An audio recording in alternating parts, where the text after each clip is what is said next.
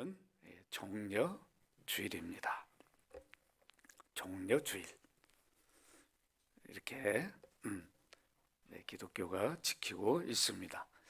내일부터 고난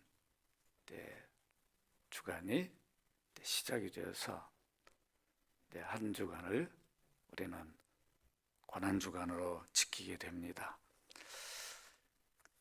구원받은 그리스도인들은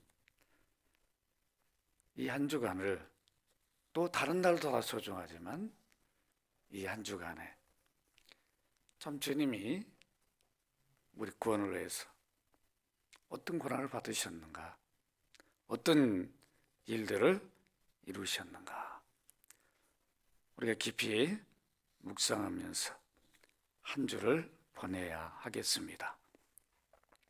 이 종려주일, 이미 여러 차례 말씀을 드렸지만 또 쉽게 잊어버리죠. 종려주일의 유래를 보면 이 사복음서 중에 요한복음에만 이 종려라는 단어가 있어요. 다른 복음서에는 없어요. 마태, 마가, 누가복음에는 없는데 유일하게 요한복음에는 있어요. 요한복음 12장 12절 13절에 보면 왜 이 종려주일로 오늘날 기독교가 지키게 됐는가, 그 유래를 찾을 수가 있습니다. 요한복음 12장 12절에 보면 그 이튿날에는 명절에 온 큰 무리가 예수께서 예루살렘으로 오신다는 것을 듣고 종려나무 가지를 가지고 맞으러 나가 외치되 호산나 찬송하리로다. 주의 이름으로 오시는 이 곧 이스라엘의 왕이시여 하더라.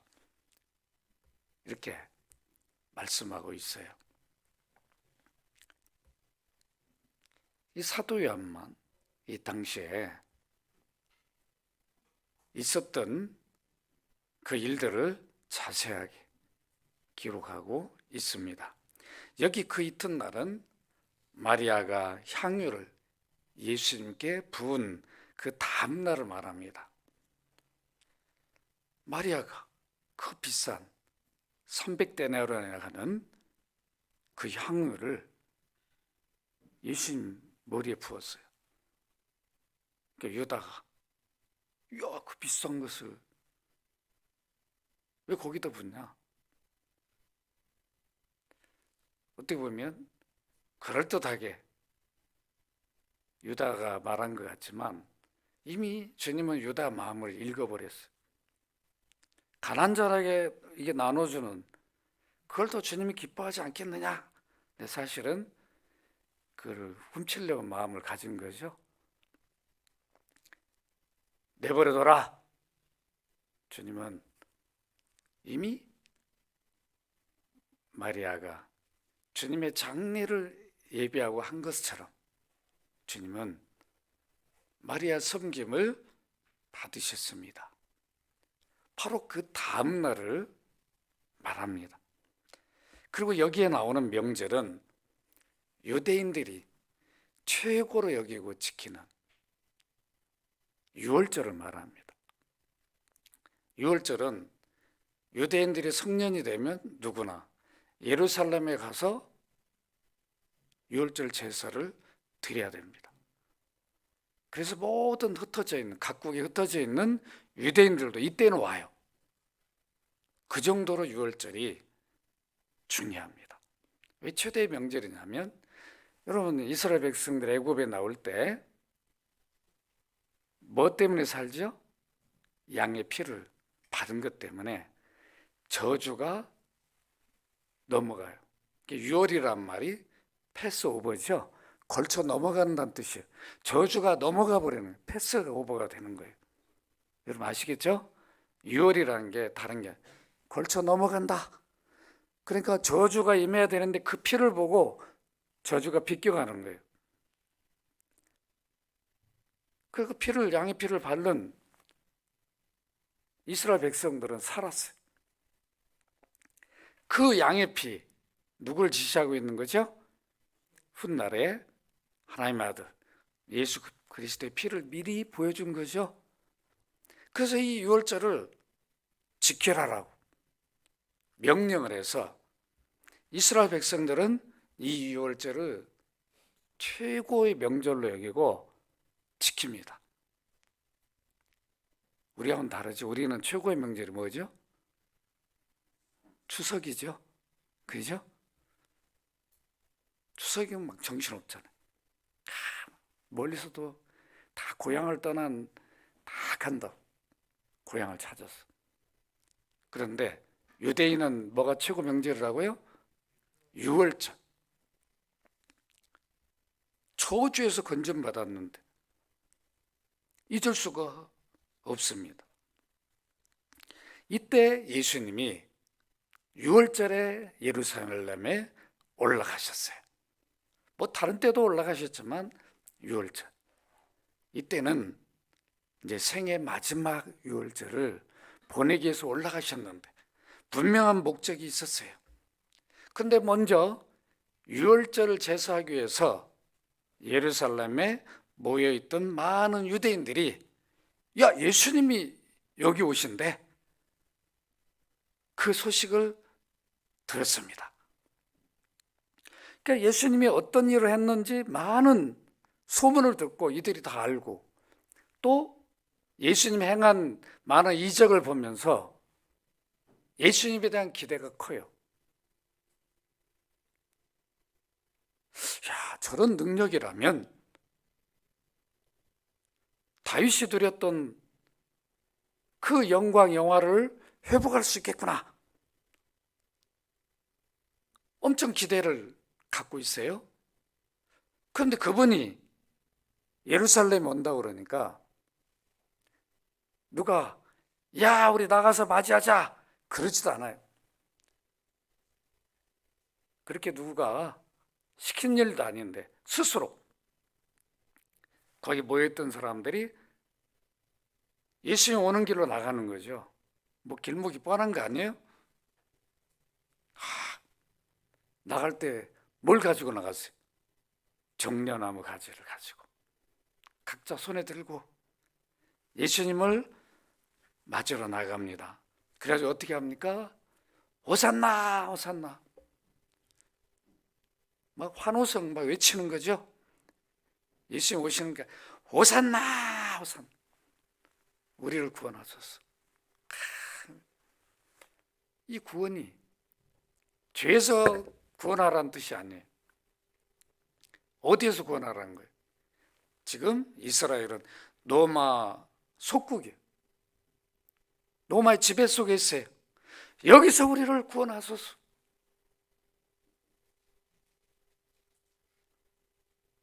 하나님 아들 인류를 구원하기 오신 메시아 그리스도로 이들이 호산나 호산나 한 게 아니라 그 다음 절에 보면 뭐라고 돼 있어요? 하반절에 보면 주의 이름으로 오시는 이 곧 이스라엘 왕이시여 그랬어요. 이제 이스라엘 왕이 되어서 다윗이 누렸던 그 영화를 회복해 주옵소서 이렇게 외친 거죠. 이것을 기념해서 4세기부터 종려주일로 부르게 되고 지켰습니다. 초대교회부터 지킨 게 아니에요. 우리 기독교 역사에 보면 뭐 이름 붙이는 걸 좋아해요. 그러죠? 그래서 뭐 추수감사절. 그거 사실 절기 이제 의미가 없는데도 계속 절기연금을 참 많이 하는데 그동안 여러분 절기연금 안 한 거 한 오래됐죠? 다음 주에 한 목에 모아서 냅시다. 우린 절기연금 사실 필요 없잖아. 그리스도가 다 성취했으니까. 우린 절기 뭐 헌금 이런 게 아니라 늘 구원의 은혜를 감사해야 되는 거죠. 구원의 은혜를 이렇게 해서 4세기부터 종려주일로 지키다 보니까 후대에 가면서 변질이 됐어요. 또 뭐 의식적이고 그래서 오늘날 사순절이라고 하는 이런 것도 얼마나 의식적입니까? 그 종교개혁자들이 1517년에 종교개혁이 일어났잖아요. 다 의식을 다 철폐해버렸어요. 그러니까 이걸 하지 마라. 그런데도 아마 지금 로마 카톨릭은 그 의식을 할 겁니다. 저는 뭐 보지는 뭐 가서 예배를 안 드려봤으니까 모르겠는데 어쨌든 이게 유래라고 하는 것. 여러분 아시겠죠? 이래서 종려주일이라고 이렇게 이름을 붙였는데 사실은 어떻게 보면 종려나무 가지를 그들이 흔들고 이렇게 호산냈던 것은 깊은 의미를 우리가 돌아보면 우리하고 안 맞는 거죠. 예수님이 예루살렘 입성은 뭐예요? 이스라엘 왕이 되기 위한 거예요? 로마 속국에 해방시키기 위한 거예요?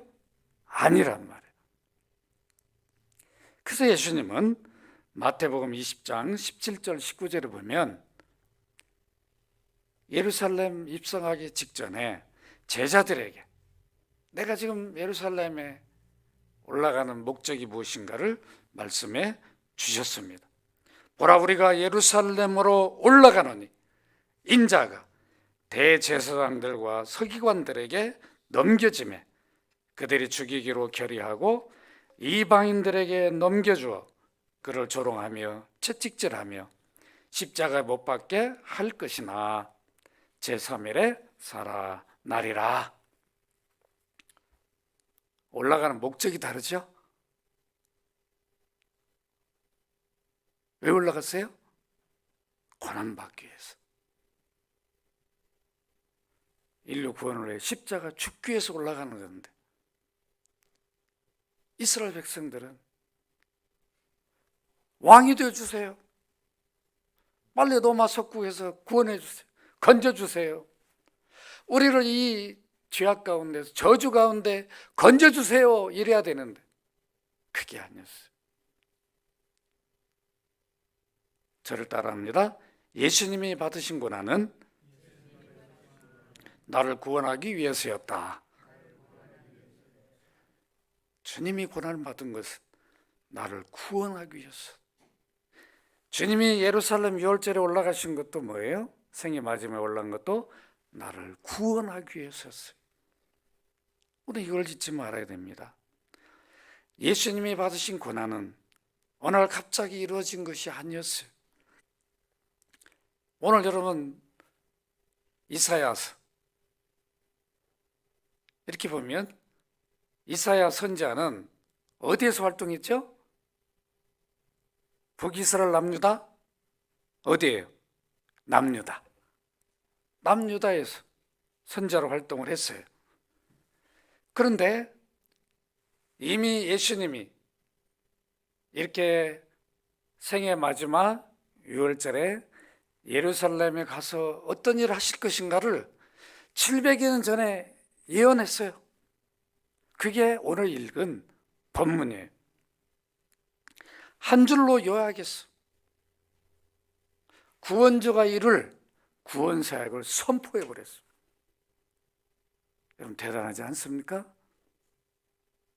하나님이 이미 이사야 선지자에게 구원주가 오면 어떤 일을 할 건가를 가르쳐 주시고 야! 너가 선포해라. 그렇게 선포했는데 그 선포대로 예수님은 고난을 받고 십자가 달려 피 흘려 죽습니다. 예언이 성취돼야 안 돼요?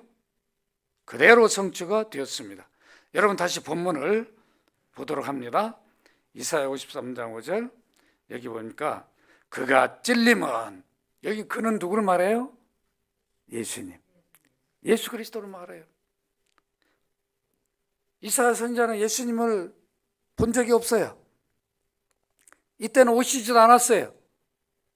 하나님 아들이 사람이 되어 오시지 않았어요. 그런데 그가 오시면 왜요? 하나님 보낼 거니까. 선지자에게 미리 가르쳐 준 거죠. 말해라.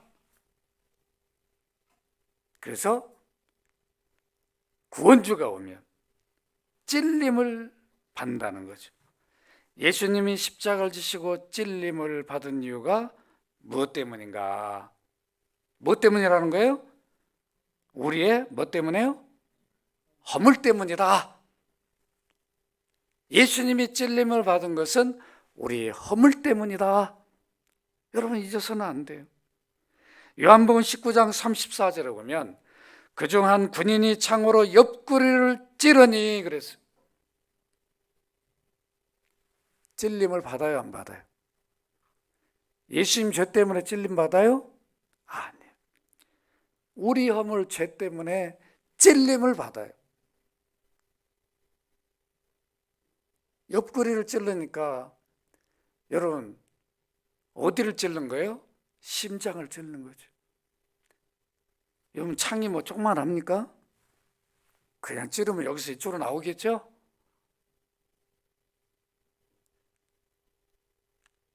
만약에 우리 같으면 심장을 지금 이렇게 살아있는 심장을 찌르면 피가 터지겠죠?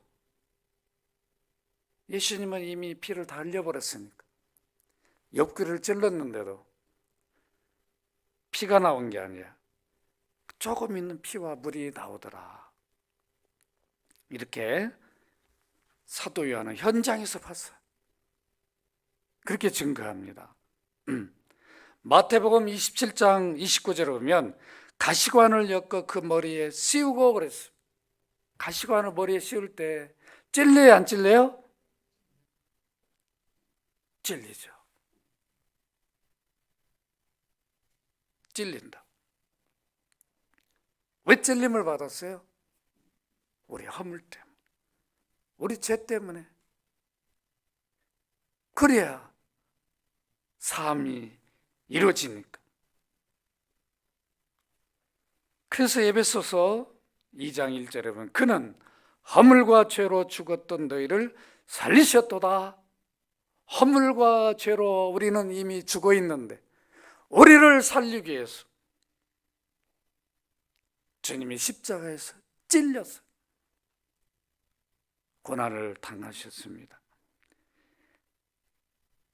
이사야 선지자는 예수님이 상함을 받은 이유가 무엇 때문인가를 말해줍니다. 왜 상했어요? 무엇 때문에? 오늘 본문에 뭐라고 말해요? 우리의 뭐 때문에요? 죄악 때문이다. 로마서 4장 25절에 보면 예수는 우리가 범죄한 것 때문에 내줌이 되고, 우리 범죄 때문에 이미 아담이 범죄한 그 반역죄를 우리 후손들이 다 가지고 있어요. 그것 때문에 내어줬어요. 십자가에 값을 지불하도록. 이것을 이사야 선지자는 선포했습니다. 다음으로 보면 예수님이 징계를 받은 이유가 무엇인지를 말해줍니다. 무엇 때문에 받았어요? 우리로 뭐를 누리게 하기 위해서요? 평화를, 화평을 누리도록 하기 위해서. 평화. 주님이 징계를 우리 대신 받음으로 하나님과 우리는 화평 누리게 됐어요. 평화를 누리게 됐어요. 이게 구원이죠. 저주에서 건짐을 받은 거예요. 로마서 5장 1절에 보면 그러므로 우리가 믿음으로 의롭다 하심을 받았으니 우리 주 예수 그리스도로 말미암아 하나님과 화평을 누리자.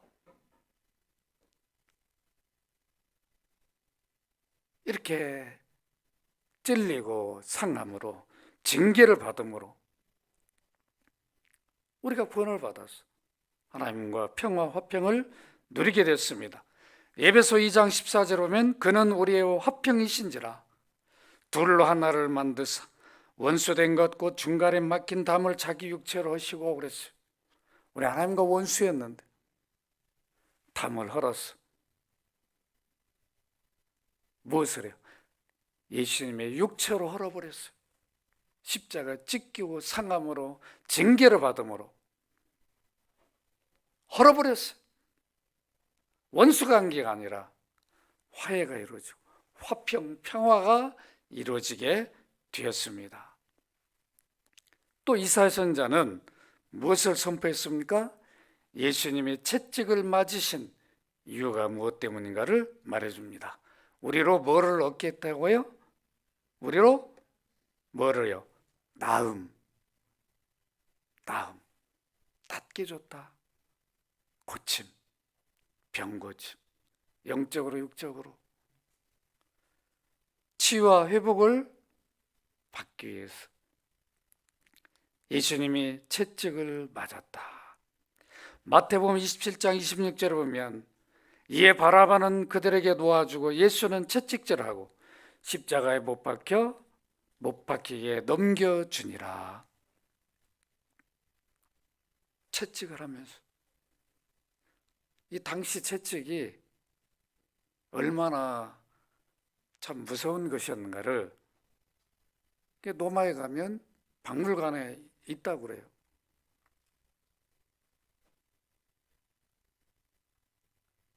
이 채찍 끝에 이 가죽 맨 끝에 납이 붙어 있어가지고 딱 때리면 여기 살이 붙어요. 우리 이 살 속에 납이 들어가 버리는 거죠. 탁 박히면 당기는 거예요. 살점이 그냥 뚝뚝 떨어져 나가는 거예요. 그게 지혈이 안 되는 거예요. 그러면서 계속 골고다로 올라가시는 거죠. 이거 얼마나 지쳐버리겠어요. 피를 계속 흘리니까. 이 채찍 왜 맞았어요? 우리 나음을 위해서. 이렇게 이사야 선지자가 예언한 대로 베드로전서 2장 24절은 친히 나무에 달려 그 몸으로 우리 죄를 담당하셨으니 이는 우리로 죄에 대하여 죽고 의에 대하여 살게 하려 하심이라. 그가 채찍에 맞음으로 너희는 나음을 얻었나니. 베드로 사도는 주님이 채찍 맞는 걸 봤어요. 살점이 떨어지고 거기서 피가 흘리는 것을 봤어요. 왜 이런 주님이 고난을 당하셨는가? 우리 구원을 위해서 이루어졌다는 거예요. 그러니까 우리는 잊지 말아야 되죠.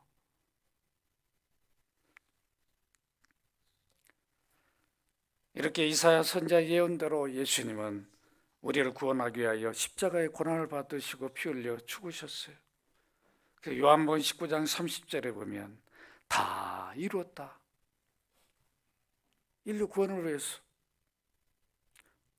모든 고난을 다 받으시고 십자가 피 흘려 죽으셨어요. 다 피를 쏟아주셨어요. 그리고 죽으셨어요. 머리를 숙이니 영원히 떠나가시니라. 여러분, 영과 육이 우리는 한 인격을 이루어요. 영원히 떠나버리면 숨이 끊겨버리는 거죠. 이걸 죽음이라고 말해요. 우리 심장이 영원히 거하는 장소예요. 그러니까 심장에서 영원히 떠나버리면 심장이 뭐예요? 멈춰버린다고. 하나님이 성령이 거하는 장소도 어디예요? 우리 심장이에요. 마음. 그러니까 숨을 쉬게 하신 하나님이 그걸 걷어가 버리면 그게 죽음이 되는 거예요. 그 영과 육이 분리되는 거죠. 하나님 주셨으니까 영혼을 불러간다. 이게 죽음이에요. 그러니까 예수님도 인간의 몸을 입었기 때문에 영과 육이 있는 거죠. 영혼을 불러가니까 육체는 십자가 피 흘려 그대로 죽음으로 무덤에 들어가게 되는 거죠. 여러분 이해가 되십니까? 이렇게 이사야 선지자가 700여 년 전에 예언한 대로 다 예수님이 우리 구원을 위해 이루셨습니다. 오늘 우리는 종려주일을 맞이했습니다. 당시 이스라엘 백성 유대인들이 생각한 예수님에 대한 그런 생각을 하면 안 되겠죠? 예수님이 그냥 나의 주님이니까 너무 인간적인 생각으로 세상적인 복만 기대하고 그러면 안 된다는 거죠. 그 필요 없다는 건 아니에요. 그러나 우리에게는 그거 비교할 수 없는, 세상 어떤 것과 비교할 수 없는 구원의 은혜가 주어졌어요. 하나님의 자녀가 되는 은혜가 주어졌어요. 여러분, 하나님 자녀가 된다는 것처럼 복된 게 어디 있냐고. 창조주 아버지, 아버지 이렇게 부르면서 기도할 수 있어요. 언제든지 우리의 필요를 요구할 수 있어요. 그래서 이 구원의 확신을 가진 자들은 담대해져요. 담대해질 수밖에 없어요. 내 뒤에 배경이 너무도 세상 어떤 배경보다 비교가 안 되잖아. 그래, 안 그래요? 확신을 가지시기 바랍니다. 우리가 믿음이 작기 때문에 늘 염려 근심에 빠지는 거죠. 하나님 너무도 크신데, 주님은 우리에게 생명을 주셨는데 무엇이 더 아깝겠어요? 우리 확신이 부족하니까 늘 힘들고 어려운 삶이 되는 것입니다. 예수님이 고난받고 십자가에 피 흘려 죽으신 이유가 하나님이 세상과 화해하기 위해서였어요. 따라서 합시다. 하나님이 세상과 화해하기 위해서였다. 예수님의 죽음은 하나님의 진노를 진정시키는 화해였습니다. 죄인들에게 내릴 저주를 예수님이 대신 받게 하여 하나님의 진노가 사라져 화해가 이루어졌어요. 그래서 바울은 로마 교회 편지하면서 로마 3장 25절에 보면 이 예수를 하나님이 그의 피로써 믿음으로 말미암는 화목제물로 세우셨으니, 화목제물로. 그러니까 예수님이 죽음으로 하나님과 우리는 화목이 이루어지게 되었습니다. 고린도서 5장 18절에 보면 모든 것이 하나님께로서 났으며 그가 그리스도로 말미암아 우리를 자기와 화목하게 하시고. 화목. 우리가 하나님과 그리스도 때문에 십자가로 화목이 이루어졌으니까 바울은 또 말한 우리에게 화목하게 하는 직분을 줬다. 하나님과 우리가 화목이 이루어졌다면 우리는 그 사랑을 받은 자로, 은혜를 입은 자로 화목하는 일에 힘써야 돼요. 아시겠죠? 화목해야 돼. 그래서 우리는 원수가 있으면 안 돼요. 아무리 내 앞에 미운 일을 해도 십자가 사랑 때문에. 어느 때는 우리도 인간인데 왜 미움이 안 나오겠어요? 근데 계속 미움이 가면 안 돼요. 미움이 나왔을 때 아이고 아니구나. 하나님이 십자가로, 아들이 십자가로 나를 화목해 했는데 나도 용서해야지, 화목해야지.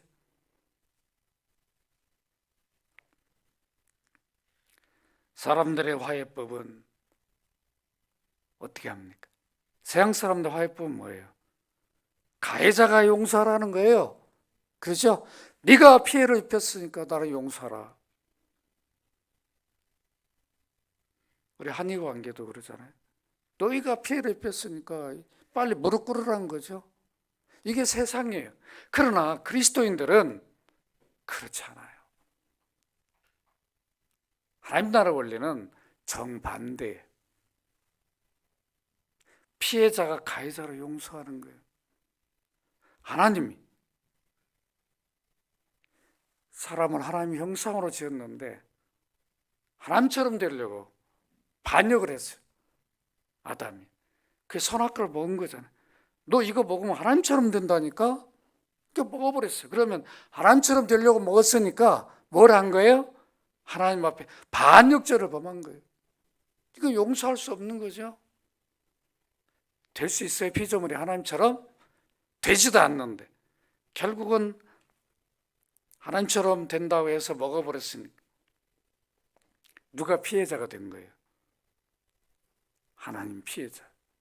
아담과 범죄를 했으니까 가해자로. 그런데도 누가 용서해요? 누가 가해자가 살 길을 제시해요? 하나님이. 이게 하나님 나라 원리예요. 아시겠죠? 그래서 항상 우리가 먼저 찾아가서 화해를 해야지. 용서해야지. 찾아와. 왜 안 와? 그러면 안 돼. 그러니까 여러분들도 여러분 자녀들이 실수하고 때로 마음에 안 들 때도 어떻게 해야 돼? 이리 와라. 그래. 내가 다 용서한다. 용서 말을 하지도 않았는데 내가 용서한다. 따라서 합시다. 내가 용서한다. 꼭 해보세요. 그래도 내가 아버지고 어머니인데 네가 와서 빌어야지. 아니라 십자가 사랑을 우리는 받은 자들이죠. 우리는 다 가해자인데 하나님 피해자인데 십자가 피로 용서해 주셨다. 화목하고 화해하셨어요. 그럼 우리들도 얼마든지 할 수 있어야 됩니다. 우리는 세상 나라 원리로 사는 사람들이 아니에요. 하나님 나라 원리로 사는 사람들이에요. 죄를 제기하는 길은 죄 없는 사람이 죄값을 갚아야 합니다. 그런데 보세요. 아담이나 그 모든 후손은 다 죄인들이에요. 그러니까 죄인을 위해 죄값을 지불할 수가 없어요. 그래서 하나님이 아들을 보내서 영원 전부터 아버지와 아들로 계셨는데 유일하게 하나님의 아들은 성자 하나님밖에 없었어요. 제2위 위격 아들 하나님. 그 아들을 사람이 되게 한 거죠. 사람이 범죄했으니까 죄 없는 사람이 찾아야 되는데 죄 없는 사람이 없잖아요. 그러니까 하나님이 아들로, 하나님 죄가 없으니까, 아들도 죄가 없으니까 사람이 되게 해서 모든 죄책을 전가받게 했어요. 그 죄의 짐을 지고 십자가에 죽게 했습니다. 그렇기 때문에 죄가 없는 하나님의 아들이 우리 죄값을 지불하기 위해서 죽었기 때문에 대신 속죄가 이루어졌어요.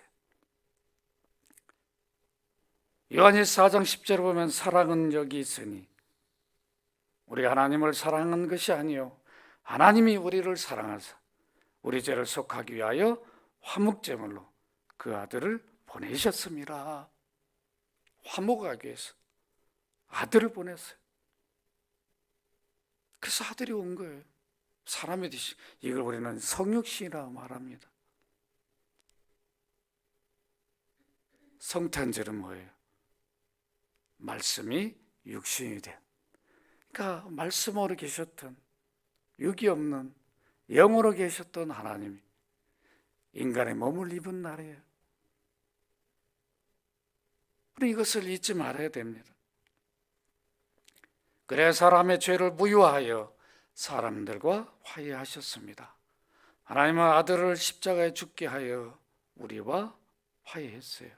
그래서 로마서 5장 10절을 보면 우리가 원수 되었을 때에 그의 아들의 죽으심으로 말미암아 하나님과 화목하게 되었은즉 아들의 죽으심으로 피 흘려 죽게 함으로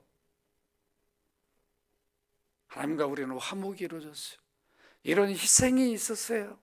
찔림이 있었고 상함이 있었고 징계가 있었다고.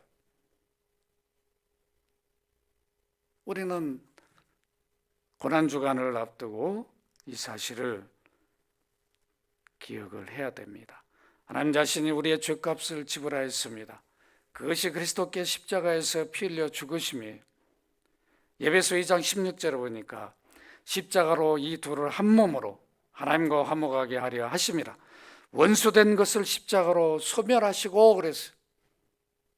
따라서 합시다. 원수된 것을 십자가로 소멸했다. 십자가로 원수 자체가 없어져 버렸어요. 그래서 하나님과 우리는 아버지와 아들 관계가 된 거예요. 여러분, 아들이란 말이 무슨 뜻이라고 그랬어요? 분리할 수 없는 관계. 따라서 아들은 분리할 수 없는 관계다. 누구도 분리를 못 시켜요. 아버지와 아들은. 하나님과 우리가 이 관계라는 거예요. 그래서 아버지 이런 뜻이에요. 족보가 아니라고 그랬죠? 그러니까 저도 하나님 아버지라고, 우리 용호도 하나님 아버지. 예수 믿음으로 아버지와 나는 떨어질 수 없고 뗄 수 없고 분리될 수 없는 관계입니다. 이런 특별한 관계입니다. 우리가 이런 존재예요. 얼마나 복된 거냐고. 여러분들이 이걸 안다면 막 힘이 나는 거죠. 감사할 수밖에 없고. 이런 자신감을 가지고 우리가 살아가야 됩니다. 이렇게 십자가 피로 죄가 씻어지고 속량함으로 예수님의 피는 세상과 하나님을 화해시켰어요. 그래서 우리들도 화해를 이루어야 합니다. 골로새 1장 20절에 보면 그의 십자가 피로 화평을 이루사 만물고 땅에 있는 것들이나 하늘에 있는 것들이 그로 말미암아 자기와 화목하게 되기를 기뻐하심이라.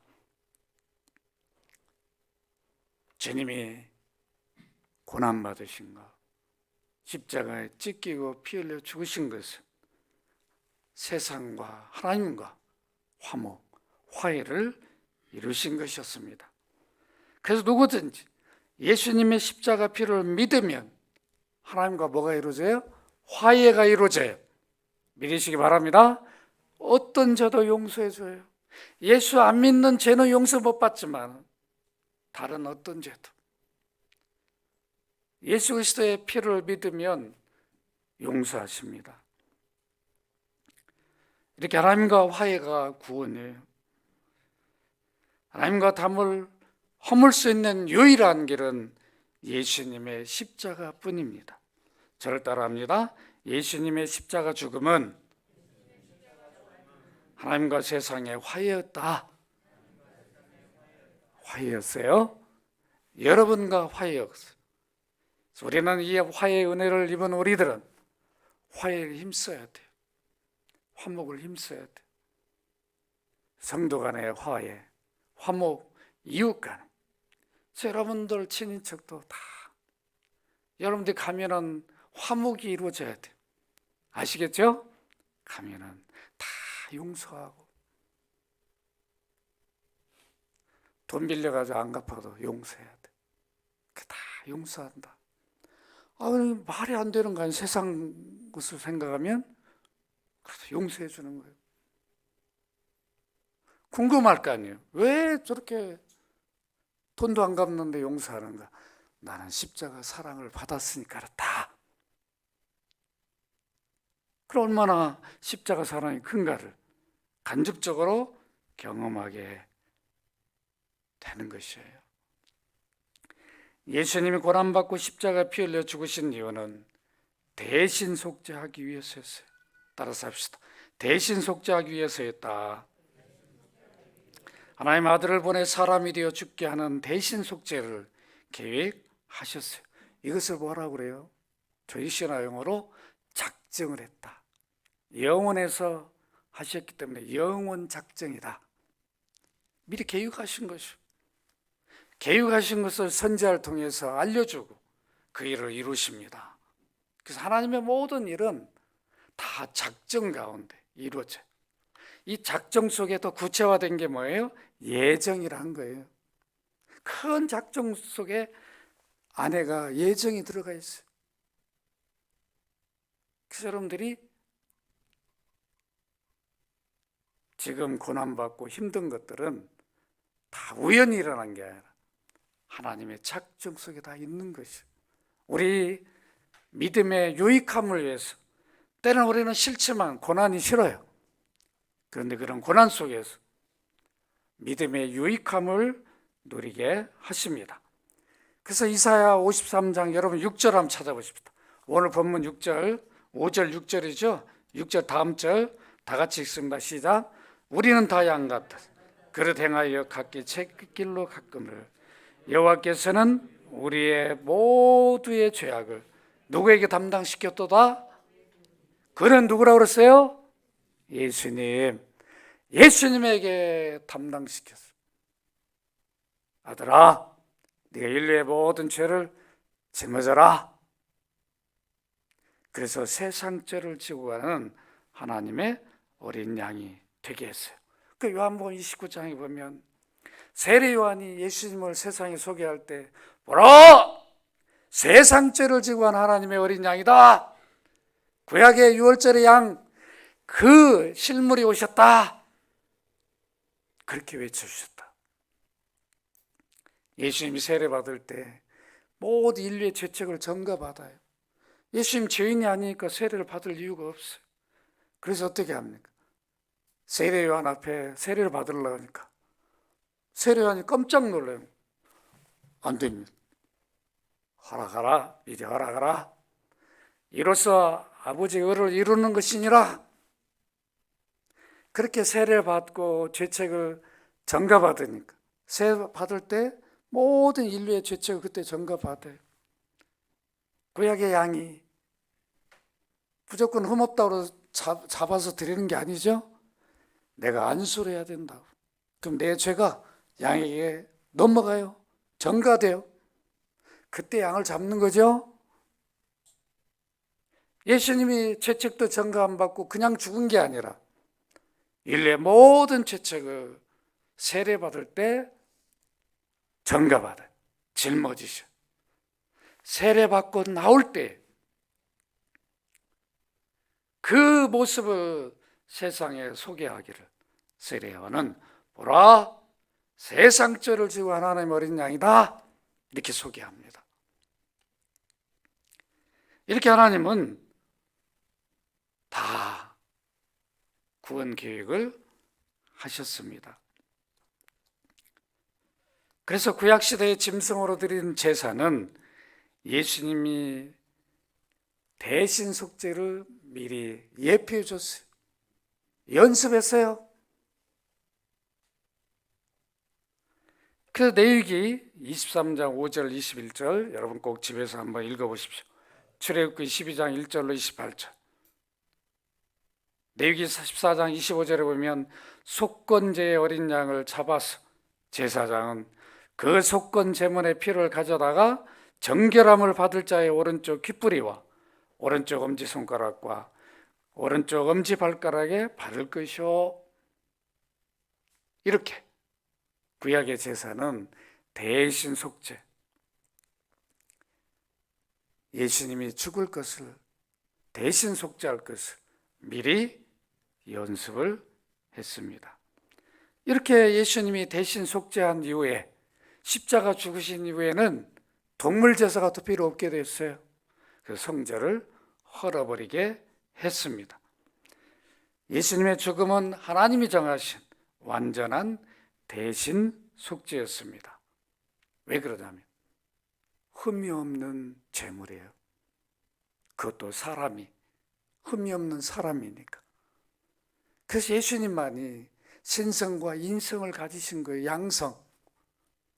우리는 그냥 인성인데 신성, 하나님의 속성, 신적 속성이죠. 신성, 하나님이시라는 거예요. 신성을 어렵게 생각하시면 그냥 하나님이시다.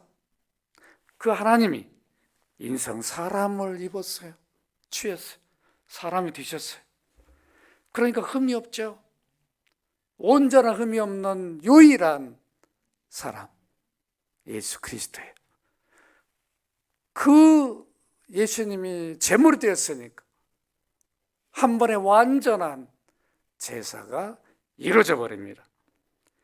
베드로전서 1장 19절에 보면 오직 흠없고 점없는 어린 양 같은 그리스도의 보배로운 피로 된 것이니라. 이렇게 예수의 피는, 예수님의 피는 우리를 죄에서 해방시켰습니다. 이것이 구원입니다. 죄에서 구원 해방되는 유일한 길은 예수 그리스도의 피를 믿는 것뿐입니다. 한 의인이 죄인을 위해서 대신 죽으셨어요. 그래서 우리가 구원에 이른 겁니다. 예수님은 모든 믿는 자들의 죄를 속하기 위해서 대신 죽으셨어요. 이것을 히브리서 2장 13절 17절에서 밝히고 있습니다. 저를 따라합니다. 예수님의 십자가 죽음은 대신 속죄였다. 말씀을 맺습니다. 오늘 우리는 종려주의를 맞이했어요. 유대인들은 예수님이 유월절에 예루살렘 입성하니까 로마 석국에서 구원해 주기를 원하고 이스라엘 왕이 되어서 통치해 주기를 원했지만, 주님은 예루살렘 유월절의 입성은 고난받고 십자가 피 흘려서 인류를 구원하기 위해서였어요. 오늘날도 우리 주님은 구원주로서 죄와 저주에서 건지기를 원하시는 거지.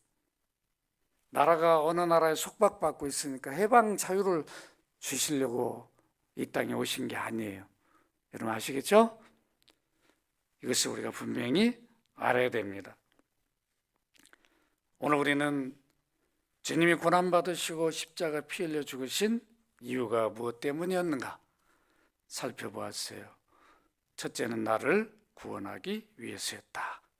두 번째는 하나님과 세상과 화해를 위해서였다. 그래서 우리들도 이 화목, 화해를 위해 힘써야 됩니다. 셋째는 대신 속죄를 위해서였습니다. 이제 우리는 고난주간을 맞이하게 되는데, 이렇게 피 흘려 나를 구원하신 주 예수님, 내가 주를 믿습니다. 이 고백을 해야 돼요. 따라서 합시다. 피 흘려 나를 구원하신 주 예수님, 내가 주를 믿습니다. 다 고백을 해야 돼. 아시겠죠? 내 마음속에 염려 근심 오면 피 흘려 나를 구원하신 주 예수님, 내가 주를 믿습니다. 싹 사라져. 여러분 해보라. 저도 하루에 그냥 시간만 있으면 주 예수님, 내가 주를 믿습니다. 피 흘려 나를 구원하신 주 예수님, 내가 주를 믿습니다. 다 이 고백을 한다고. 그러니까 염려 근심이 사라지는 거예요. 저라고 염려할 게 없겠어요? 저도 여러분 똑같죠. 저도 다 자식들도 있고 또 외국에도 살고 다 그러죠. 공부하는 자식도 있고 혼자 밥도 먹어야 돼요. 얼마나 염려 근심이 없겠냐고. 안 그래. 그때마다 뭔가 그냥 염려 근심이 들어오려고 하면 주 예수님, 내가 주를 믿습니다. 피 흘려 나를 구원하신 주 예수님, 내가 주를 믿습니다. 그러면 주님은 이 고백을 듣고 마음에 평안을 줘. 다 염려 근심 사라지게 만들어요. 이 믿음으로 한 주간을 여러분들이 이기며 샘을 얻는 귀한 삶이 되시기를 주의 이름으로 축원합니다.